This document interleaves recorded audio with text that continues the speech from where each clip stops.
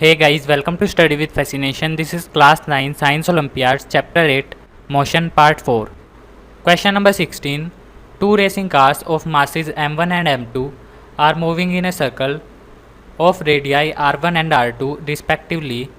Their speeds are such that each makes a complete circle in the same length of time t. The ratio of angular speed of the first car to that of the second car is. हमारे पास दो cars हैं, एक का मास है m1 और एक का मास है m2। ये दोनों कार्स हमारी सर्कुलर पाथ में मूव करती हैं। सबसे पहले सर्कल की जो रेडियाई है वो है r1 और जो दूसरा सर्कल है इसकी रेडियाई है हमारी r2। तो फर्स्ट सर्कल की रेडियस है r1, सेकंड की रेडियस है हमारी r2। m1 हमारा मूव करता है फर्स्ट सर्कल में और m2 हमारा मूव करता है सेकंड सर्कल में। हमें बताया गया है कि ये जो दोनों रेसिंग कार्स हैं ये दोनों सेम टाइम में पूरा सर्कल कंप्लीट करती हैं।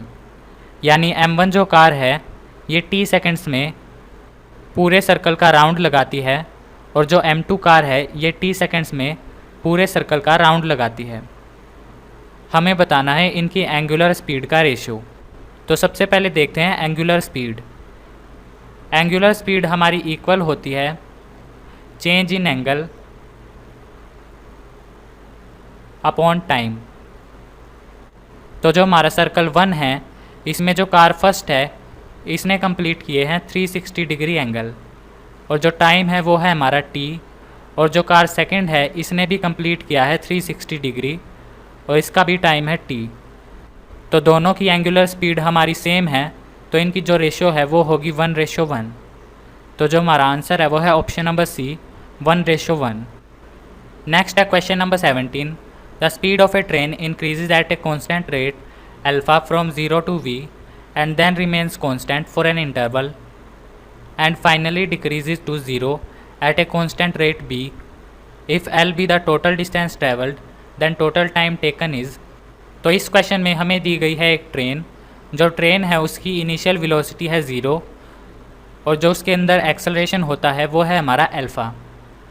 एक्सेलरेशन होने पर उसकी वेलोसिटी हो जाती है v। तो इस पॉइंट पर उसकी वेलोसिटी हो जाती है v। उसके बाद थोड़े टाइम के लिए उसकी वेलोसिटी कांस्टेंट रहती है यानी कि v रहती है। उसके बाद उसके अंदर होता है रिटार्डेशन और उसकी वेलोसिटी हो जाती है 0। और ये जो एक्सेलरेशन है ये है हमारा बीटा मीटर पर सेकंड स्क्वायर्ड लेकिन नेगेटिव में, क्योंकि जो वेलोसिटी है वो हमारी डिक्रीज़ हुई है। और ये जो टोटल डिस्टेंस है हमारा स्टार्टिंग से लेकर एंड तक ये है हमारा L। हमें बताना है टोटल टाइम। तो इस क्वेश्चन में हमारे पास 3 केसेस हैं। सबसे पहले है केस 1, उसके बाद है केस 2 और लास्ट है केस 3। ये 3 हमारे पास केसेस हैं। हमें सभी केसेस का अलग अलग टाइम निकालना है और उनको ऐड करना है। तो अब हम सोल्व करते हैं केस 1 को। केस 1 के अंदर हमें दी गई है इनिशियल वेलोसिटी और हमें दी गई है एक्सेलरेशन अल्फ़ा और हमें दी गई है फाइनल वेलोसिटी। हमें निकालना है टाइम। तो हमारे पास ये 4 चीज़ें हैं। हम फॉर्मूला यूज़ करेंगे v = u + at। जो फाइनल वेलोसिटी है वो हमें दी गई है v = जो इनिशियल वेलोसिटी है वो है हमारी 0 प्लस जो एक्सेलरेशन है वो है हमारी अल्फ़ा। तो अल्फ़ा मल्टीप्लाई बाय टाइम। तो जो हमारा t1 है ये इक्वल होगा v/अल्फ़ा के। तो t1 की वैल्यू है हमारी v/अल्फ़ा। इसके बाद हम निकाल लेते हैं डिस्टेंस, यानी कि इस पॉइंट से लेकर इस पॉइंट तक डिस्टेंस। तो s1 हमारा इक्वल होगा ut + हाफ at² के। जो इनिशियल वेलोसिटी है वो है हमारी 0, तो ut हो गया हमारा 0 plus half multiply bye acceleration है हमारी अल्फ़ा मल्टीप्लाई बाय टाइम का स्क्वायर। जो टाइम है उसकी वैल्यू है हमारे पास v/अल्फ़ा। तो टाइम को रिप्लेस कर देंगे हम v/अल्फ़ा से और इसका हम करेंगे स्क्वायर। तो ये हमारा इक्वल होगा 0 प्लस हाफ मल्टीप्लाई बाय एक अल्फ़ा से एक अल्फ़ा हमारा कैंसिल होगा, हमें मिलेगा v²/अल्फ़ा। तो जो s1 की वैल्यू है वो है हमारी v²/2α। तो s1 की वैल्यू है हमारी v²/2α। इसके बाद हमें सोल्व करना है केस 2। लेकिन केस टू के बारे में हमें सिर्फ एक बात पता है कि जो इसकी वेलोसिटी है वो है v। इसके अलावा हमें और कुछ नहीं पता केस टू के बारे में। तो केस टू को हम बाद में सोल्व करेंगे। सबसे पहले सोल्व करते हैं केस थ्री को। तो अब हम सोल्व करते हैं केस थ्री को। केस थ्री के अंदर हम सेम फॉर्मूला अप्लाई करेंगे, v is equal to u plus a t. जो फाइनल वेलोसिटी है वो है हमारी 0 is equal to initial velocity है हमारी v प्लस जो एक्सेलरेशन है वो है हमारी माइनस बीटा, और जो टाइम है वो है हमारा t3, जो कि ये है हमारा केस थ्री। तो t3 की वैल्यू होगी हमारे पास minus v upon minus beta, जो कि इक्वल है v अपॉन बीटा के। तो t3 हमारा इक्वल है v अपॉन बीटा के।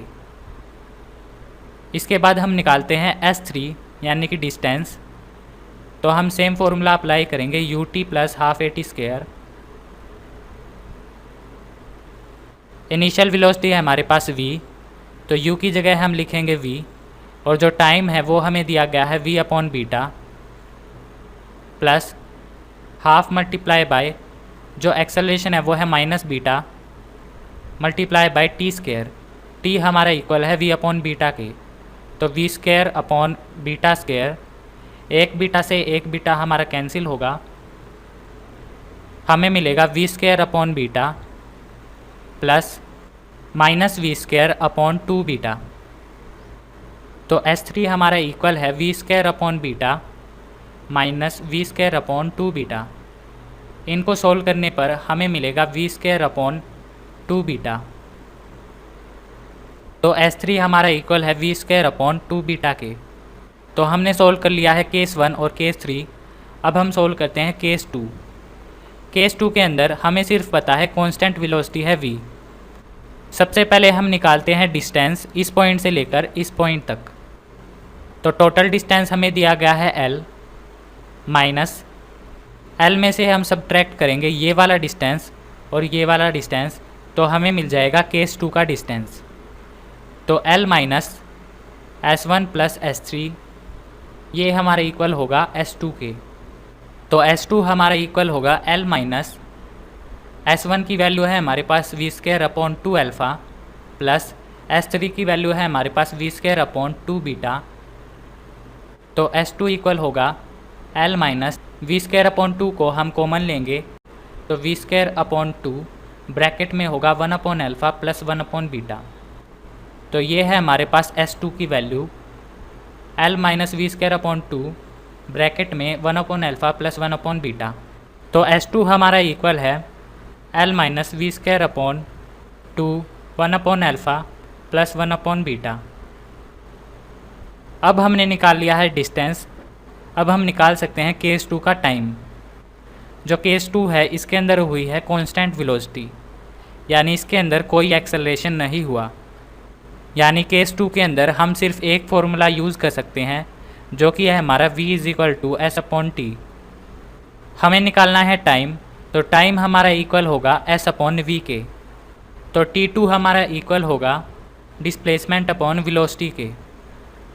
जो हमारी डिस्प्लेसमेंट है वो है l minus we square upon 2 1 upon alpha plus 1 upon beta, और जो वेलोसिटी है वो हमें दी गई है v। तो t2 हमारा इक्वल होगा l minus we square upon 2 bracket में 1 upon alpha plus 1 upon beta multiply by 1 upon v। जो हमारी वेलोसिटी थी वो हमारी डिवाइड में थी, हमने उसको रेसिप्रोकल करके कर दिया मल्टीप्लाई में। तो इसे सोल्व करने पर हमें मिलेगा t2 is equal to l upon v minus v upon 2। जो हमारा v स्क्वायर था वो अब बन चुका है v ब्रैकेट में 1 upon alpha plus 1 upon beta. तो ये है हमारा टाइम 2। हमसे पूछा गया था टोटल टाइम, तो t1 plus t2 plus t3 इन तीनों को हम ऐड करेंगे, हमें मिलेगा टोटल टाइम। तो ऐड करते हैं t1 plus t3 plus t2 को। t1 हमारा इक्वल है v अपॉन अल्फ़ा के प्लस t3 हमारा इक्वल है v अपॉन बीटा के प्लस जो t2 है ये हमारा इक्वल है l upon v minus v upon 2 bracket में 1 upon alpha plus 1 upon beta. तो इन दोनों को ऐड करने पर v को हम लेंगे कॉमन, हमें मिलेगा v multiply by 1/α plus 1/β plus l/v minus v/2 bracket में 1/α प्लस 1/β। जो ये हमारा ब्रैकेट है ये है हमारा कॉमन, तो इसको हम लेंगे कॉमन, हमें मिलेगा l/v प्लस जो ब्रैकेट है इसको हमने लिया है कॉमन, तो इसको हम ले लेते हैं common, multiply by v minus v/2। इन दोनों को सब्ट्रैक्ट करने पर हमें मिलेगा v/2, तो इनको रिप्लेस करके हम लिख देते हैं v/2।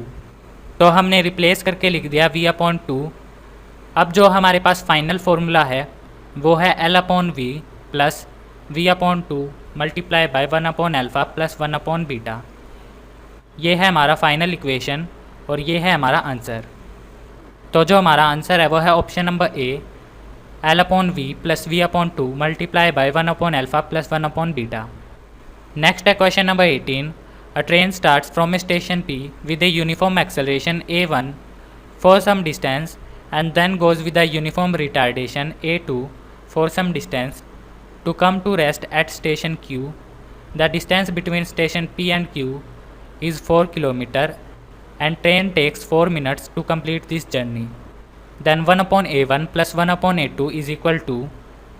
तो क्वेश्चन में हमें दी गई है ट्रेन हमारी स्टार्ट होती है स्टेशन P से 0 वेलोसिटी के साथ, उसके अंदर होती है एक्सेलरेशन a1 को हम मान लेते हैं अल्फ़ा,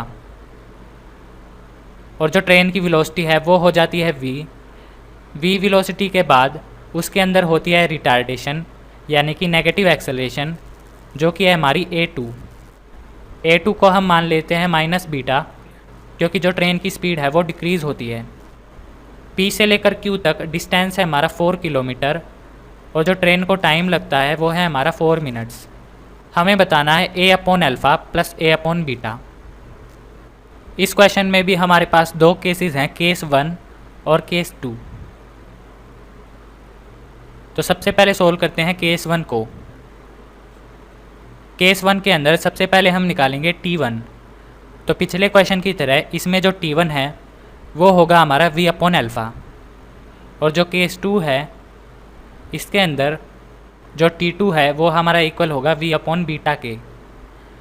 इसके बाद हम निकालते हैं डिस्टेंस, तो s1 हमारा इक्वल होगा केस 1 में v²/2α के, और केस 2 में पिछले क्वेश्चन की तरह जो s2 है वो इक्वल होगा v²/2β के। टोटल डिस्टेंस हमें दिया गया है 4 किलोमीटर, यानी कि s1 plus s2 is equal to 4 kilometre, और टोटल टाइम हमें दिया गया है 4 मिनट्स, यानी कि t1 प्लस t2। तो s1 plus s2 is equal to 4 kilometre. s1 की हमारे पास वैल्यू है v²/2α plus v²/2β is equal to 4। v²/2 को लेंगे कॉमन, ब्रैकेट में 1/α प्लस 1/β इज इक्वल टू 4। तो ये है हमारी इक्वेशन नंबर 1। इसके बाद हम निकालते हैं इक्वेशन 2। तो t1 प्लस t2 इक्वल है हमारे 4 मिनट्स के। t1 हमारा इक्वल है v/α के प्लस t2 इक्वल है v/β के इज इक्वल टू 4।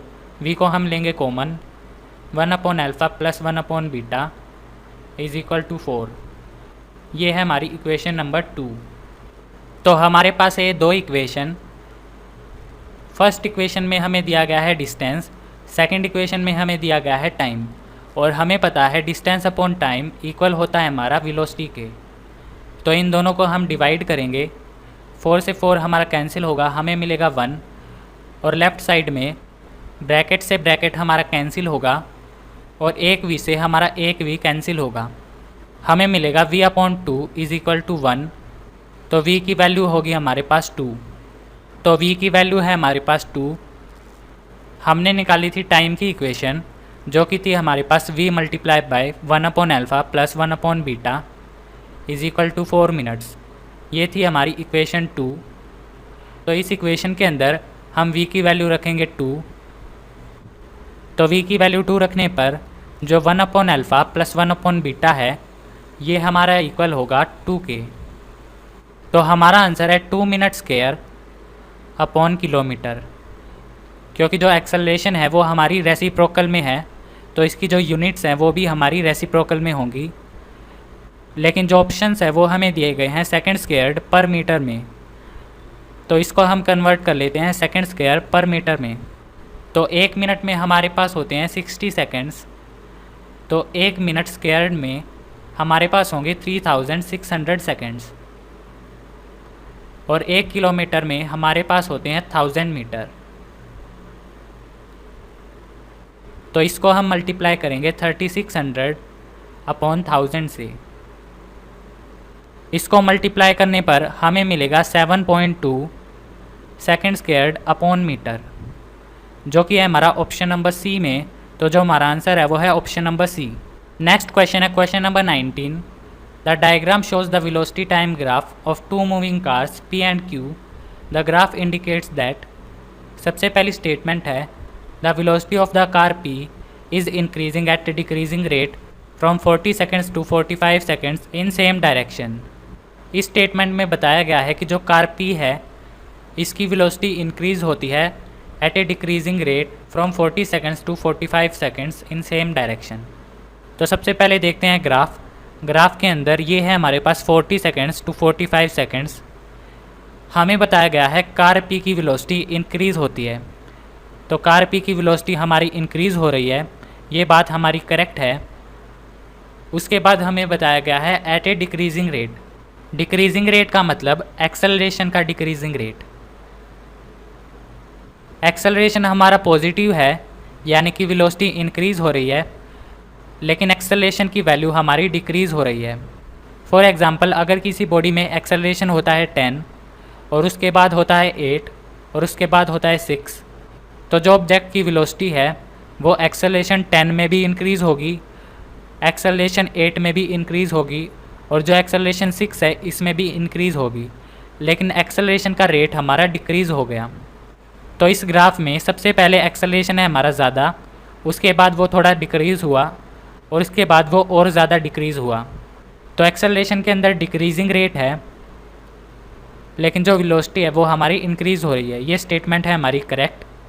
इसके बाद है statement second, car Q is moving with a constant acceleration from 0 to 20 seconds. ये है हमारा 0 सेकेंड और ये है हमारा 20 सेकेंड्स। 0 से लेकर 20 सेकेंड्स तक हमारे पास एक स्ट्रेट लाइन का मतलब यूनिफॉर्म एक्सेलरेशन। तो ये स्टेटमेंट है हमारी करेक्ट। इसके बाद statement third, acceleration of car Q is not zero at any point during the whole journey.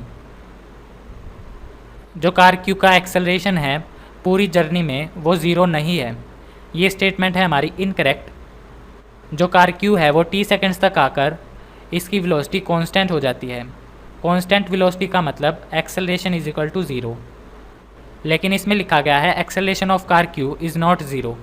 ये स्टेटमेंट हो गई हमारी इनकरेक्ट। इसके बाद statement fourth, after 20 seconds P is behind Q। 20 second के बाद जो P है वो Q से पीछे है। तो इस केस में हमें निकालना पड़ेगा डिस्प्लेसमेंट, और हमें पता है वेलोसिटी टाइम ग्राफ में डिस्प्लेसमेंट इक्वल होता है एरिया अंडर द ग्राफ के। तो ये है हमारे पास 0 से लेकर 20 सेकेंड्स तक। जो हमारी कार P है इसका एरिया है हमारा ये। इसके अंदर हमारे पास दो फिगर हैं, एक है ट्रायंगल और एक है हमारे पास रेक्टेंगल। ट्रायंगल का एरिया है हमारा 250 और रेक्टेंगल का एरिया है हमारे पास 500। तो दोनों का एरिया हुआ हमारा 750। तो कार P का जो डिस्प्लेसमेंट है वो है हमारा 750, और जो कार Q है इसके अंदर है हमारे पास सिर्फ एक ट्रायंगल और इसका एरिया है हमारे पास 500।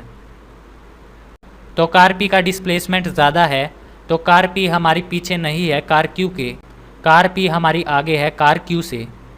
तो ये स्टेटमेंट हो गई हमारी इनकरेक्ट। इसमें लिखा गया है car P is behind Q। तो जो हमारा आंसर है वो है option number A, only first and second is correct. Question number 20, after jumping out from the plane a parachutist falls 80 metre without friction. When he opens up the parachute, he decelerates at 2 meter per second squared. He reaches the ground with a speed of 5 meters per second. How long did the parachutist spend his time in air? तो हमारे पास है plane से jump किया parachutist ने और उसने 80 metre तक बिना पैराशूट खोले जंप किया। 80 मीटर होते ही उसने पैराशूट खोला और जो उसका एक्सेलरेशन था वो हो गया -2 क्योंकि उसकी स्पीड डिक्रीज़ होने लगी। तो जब पैराशूटिस्ट ने 80 मीटर कवर किया तब एक्सेलरेशन था हमारा 10 जो कि इक्वल है हमारा ग्रेविटी के। क्वेश्चन में हमें दिया गया है एक्सेलरेशन ऑफ ग्रेविटी इक्वल होगा 10 के और जब पैराशूटिस्ट ने लैंड किया ग्राउंड पर तब उसकी वेलोसिटी थी 4 मीटर पर सेकेंड। तो सबसे पहले सॉल्व करते हैं केस 1 को।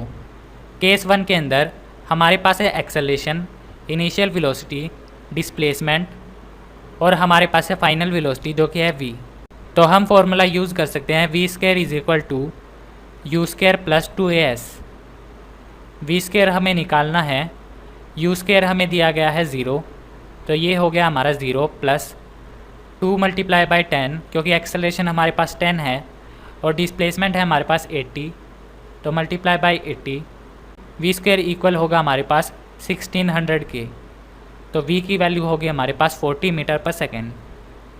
अब हम निकालते हैं टाइम केस 1 का। तो हम फॉर्मूला यूज़ करेंगे v = u + 80।